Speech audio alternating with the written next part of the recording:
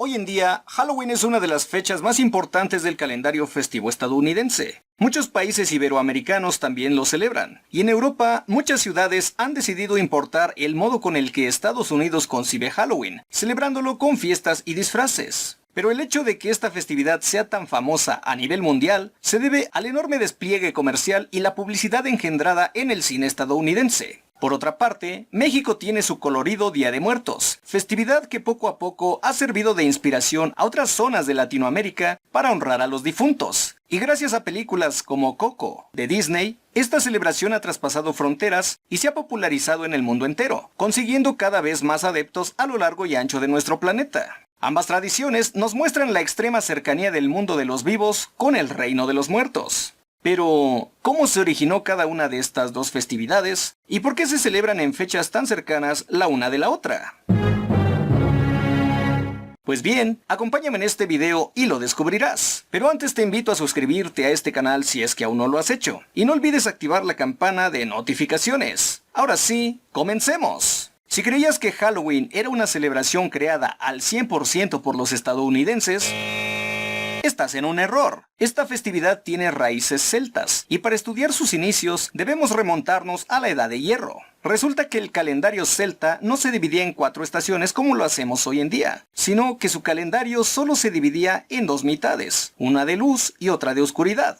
La mitad de oscuridad comenzaba con una fiesta llamada Samaín. No podemos decir con exactitud la fecha en la que esta celebración se llevaba a cabo, ya que en la cultura celta, el calendario se basaba tanto en los ciclos lunares como en los solsticios y equinoccios. La luna nueva siempre marcaba el inicio de un mes, el cual tenía 28 días, dando por consecuencia un total de 13 meses a lo largo del año. Samaín se celebraba durante 3 noches, las 3 noches de luna llena más cercanas al punto medio entre el equinoccio de otoño y el solsticio de invierno.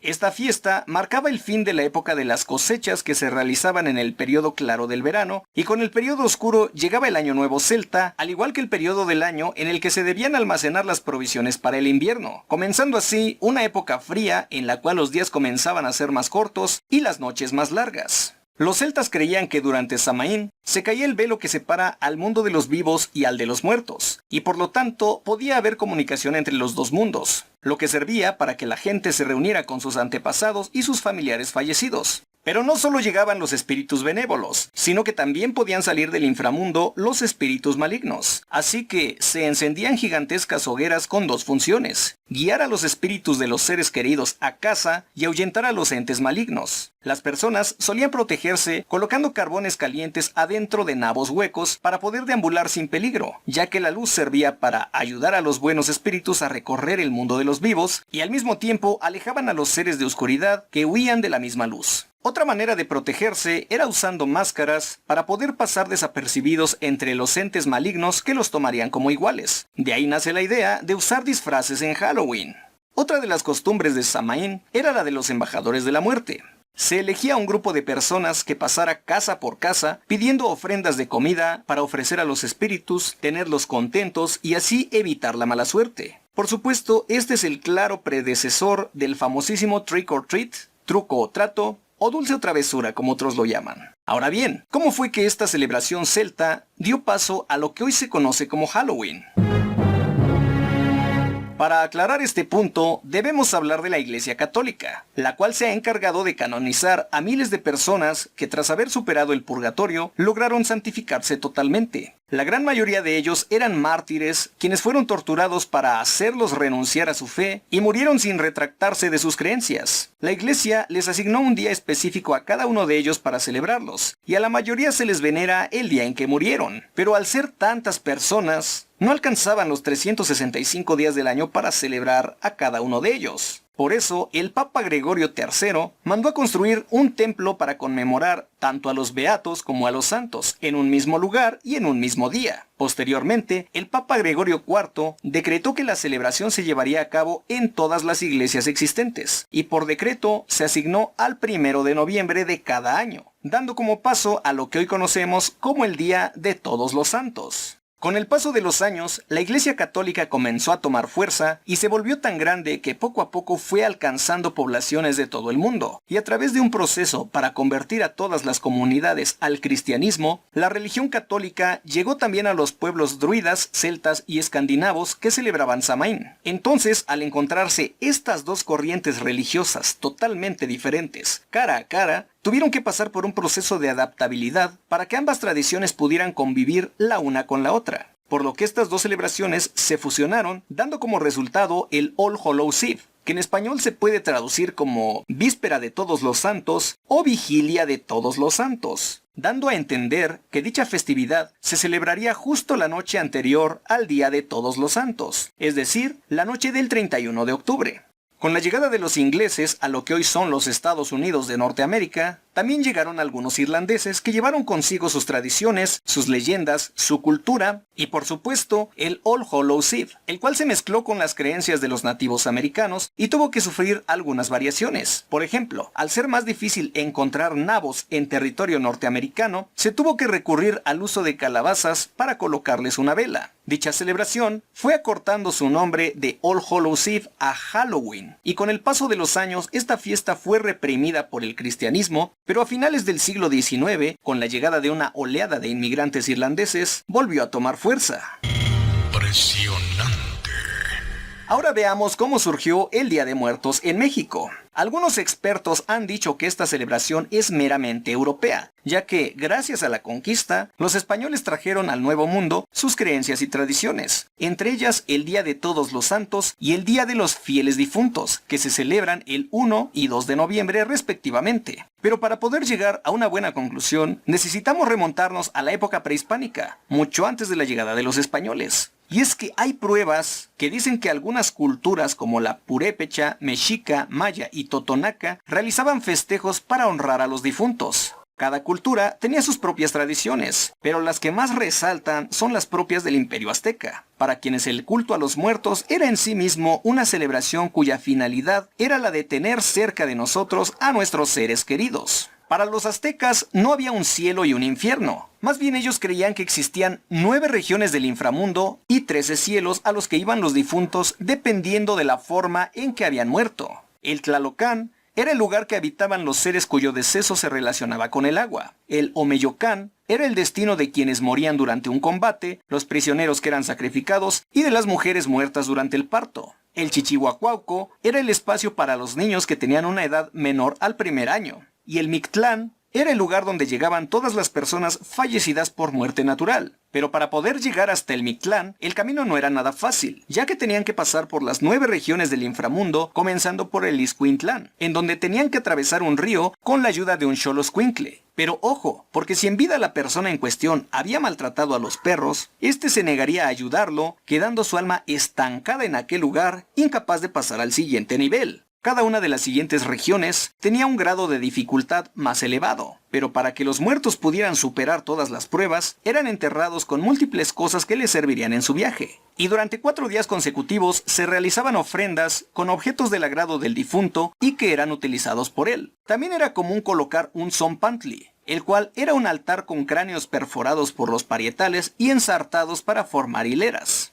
Dependiendo del estatus social del individuo, se realizaban diferentes acciones. Por ejemplo, si el difunto era un noble, se sacrificaban varios de sus sirvientes que morían con honor para servir a los designios de su amo. Al cabo de un año, se dejaban de realizar sacrificios y se realizaba una fiesta anual con alimentos, vino, se prendía incienso y se recordaba afectuosamente a la persona en cuestión. Esta fiesta se celebraba durante 4 años seguidos, y la fiesta dependía en función de la muerte de la persona y del lugar al que se supone llegaría su alma, ya sea al Mictlán o a alguno de los 13 cielos. Pero, ¿cómo fue que se pasó de toda esta tradición al actual Día de Muertos?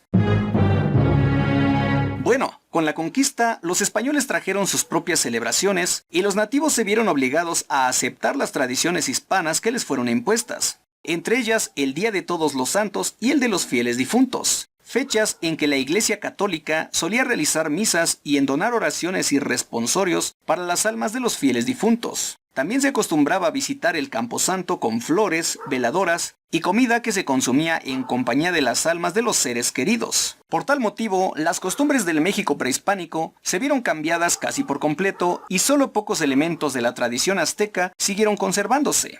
La fiesta para venerar a los muertos empezó a celebrarse año con año, dando inicio el 28 de octubre, fecha en que regresan las almas de la gente que murió en accidentes, de manera repentina o de forma violenta. Luego, el 29 de octubre, día en que regresan las almas de quienes murieron ahogados o que tuvieron una muerte relacionada con el agua. El 30 de octubre regresan las almas solitarias u olvidadas, es decir, todos aquellos que no tienen quien los recuerde. El 31 de octubre regresan los que se encuentran en el limbo, es decir, niños que murieron sin ser bautizados. El 1 de noviembre regresan las almas de todos los niños y el 2 de noviembre todos los que murieron en edad adulta. Por esta razón, en esta nueva etapa de la festividad para honrar a los difuntos, se comenzaron a colocar ofrendas para recibir el alma de los seres queridos. Ofrendas que comenzaron a incorporar elementos como el agua para que los difuntos sacien su sed, al igual que alimentos como fruta de temporada, platillos típicos como arroz, mole, tamales y alimentos que en vida le gustaban al difunto. Veladoras y cirios para que las almas de los muertos puedan encontrar su destino. Copal e incienso que por sus propiedades purificadoras sirven para ahuyentar a los malos espíritus y atraer las almas de los familiares. Y flores que sirven como guía para que las almas encuentren el hogar donde sus familias los esperan. Dentro de las flores que le dan ese color tan característico a esta festividad, podemos encontrar el cempasúchil, el terciopelo y la nube.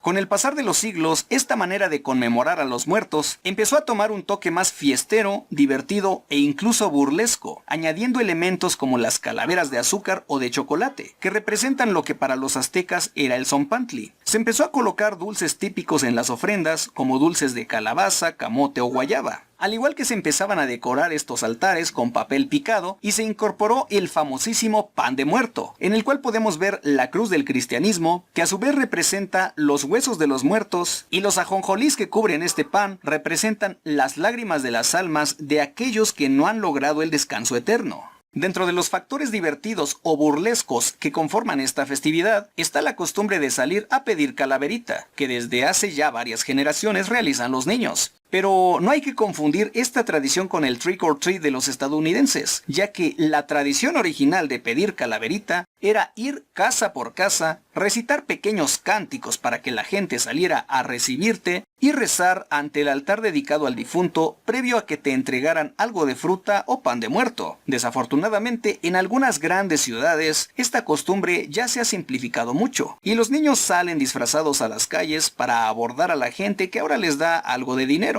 Otro elemento burlesco del Día de Muertos lo conforman las calaveritas literarias, que son poemas breves y humorísticos que plantean situaciones imaginarias en las que un amigo o personaje célebre se encuentra con la muerte. Además, en algunas ciudades se realizan desfiles los días 1 y 2 de noviembre, con disfraces y carros alegóricos, en los que destaca la Catrina, la cual es una representación de la Santa Muerte, y es como tal la figura principal de esta celebración. Como dato curioso, a partir del 7 de noviembre de 2003, la UNESCO declaró al Día de Muertos Patrimonio Oral e Inmaterial de la Humanidad. Impresionante. Si estás viendo este video desde algún país que no sea México, ¿cuál celebración te parece más atractiva? ¿Halloween o Día de Muertos? No olvides darle like a este video y compártelo para que la gente sepa el origen de estas dos festividades. Y si te sientes orgulloso de las costumbres que tiene México, con más razón comparte este video, para darle difusión a nuestra cultura y mantener viva esta bonita tradición. Gracias y hasta la próxima.